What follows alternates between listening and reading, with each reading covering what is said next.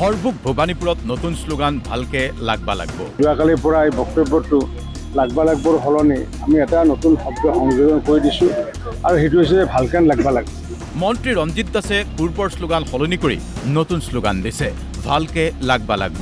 আমাৰ সমষ্টিবাসী ৰাইজৰ লগতে সকলোকে কৈছোঁ যে ভালকে লাগবা লাগব, ভালকে লাগবা লাগব, ভালকে লাগব লাগব। অৰ্থাৎ ভালকৈ যুঁজিবলৈ সাজু মন্ত্ৰী ৰঞ্জিত দাস। হৰভোগ ভবানীপুৰত দৈনিক 8-10খনকৈ প্ৰচাৰ সভা। সমষ্টিবাসীৰ আদৰণিয়ে অভিভূত কৰিছে বিজেপিৰ প্ৰাৰ্থীগৰাকীক আৰু সেইবাবে অধিক আত্মবিশ্বাসী ৰঞ্জিত দাস।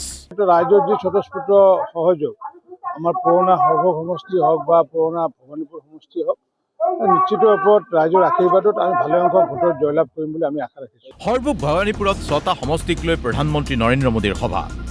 6 এপ্ৰিলৰ সভাক লৈ প্ৰস্তুতি তুংগত উঠিছে আৰু এইবাৰ হৰভোগ ভবানীপুৰত আৰম্ভ হ'ব উন্নয়নৰ ধাৰা।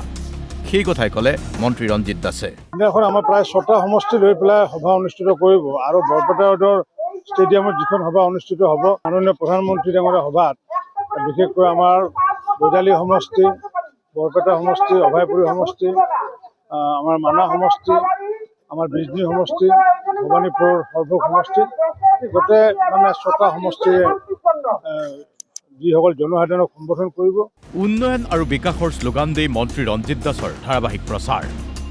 বৰপেটা ৰোডত অগপৰ কৰ্মকৰ্তাৰ সৈতে বৈঠক ৰঞ্জিত দাসৰ। তৃতীয়বাৰ CPIMৰ প্ৰাৰ্থীক পৰাজিত কৰাৰ হুংকাৰ। অসম গণ পৰিষদ দলৰ যি বৰপেটা ৰোড আঞ্চলিক সমিতিয়ে মোক সম্পূৰ্ণৰূপে আগন্তুক দিনত তেওঁলোকে হাতে কামে লাগি দিয়াৰ কাৰণে ইতিমধ্যে মোক মাতি পেলাই তেখেতে আশ্বস্ত কৰিছে। ময়ো অসম গণ পৰিষদ দলৰ প্ৰতিগৰাকী কাৰ্যকৰ্তাক আন্তৰিক ধন্যবাদ জনাইছোঁ। লক্ষণীয় কথা এয়াই যে বজালী সমষ্টিত প্ৰতিদ্বন্দ্বিতা কৰা হ'লে 50,000ৰো অধিক ভোটৰ ব্যৱধানত জয়ী হ'লহেঁতেন। তৎসত্বেও পূৰ্বে প্ৰতিনিধিত্ব কৰা হৰভোগ ভবানীপুৰৰ প্ৰতি মৰম আছে, দায়িত্ববোধ আছে ৰঞ্জিত দাসৰ। সেই কথা কৈয়ে এতিয়া হৰভোগ ভবানীপুৰত আত্মবিশ্বাসেৰে প্ৰচাৰ চলাইছে মন্ত্ৰী ৰঞ্জিত দাসে।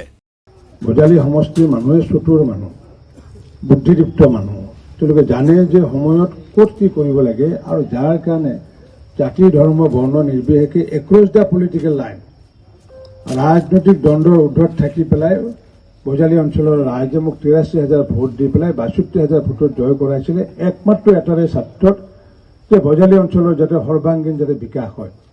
বজালীৰ পৰা প্ৰণৱ কুমাৰ গোস্বামী আৰু বৰপেটা ৰোডৰ পৰা হিমাংশু দাসৰ ৰিপৰ্ট DY 365।